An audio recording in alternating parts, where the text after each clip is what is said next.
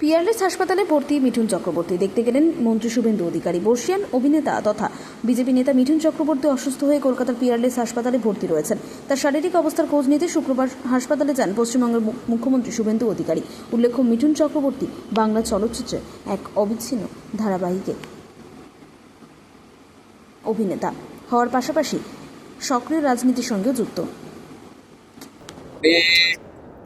পশ্চিমবাংলার সম্পদ তো বটে, ভারতবর্ষ প্রচুর ফ্যান ফলোয়ার্স আর এবারে রাষ্ট্রবাদী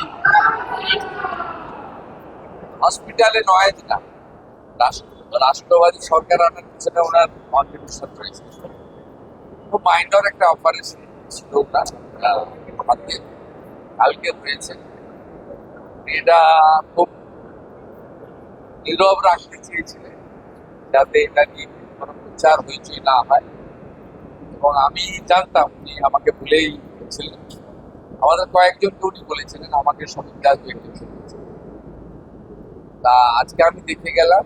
এখানকার পিয়ারলেসের ডাক্তাররা ভালো ওনাকে সার্ভিস দিয়েছে, হিজ 100% ওকে। এবং উনি বিকেলের দিকে আজকে নিউ টাউনে যেখানে থাকেন ওখানে রেস্ট নিতে চলে যাবেন, বিকেলের দিকে চলে যাবেন। আমি রিকোয়েস্ট করবো আর ওনাকে যেন অন্তত 2 দিন ডিস্টার্ব না রেস্ট না দরকার।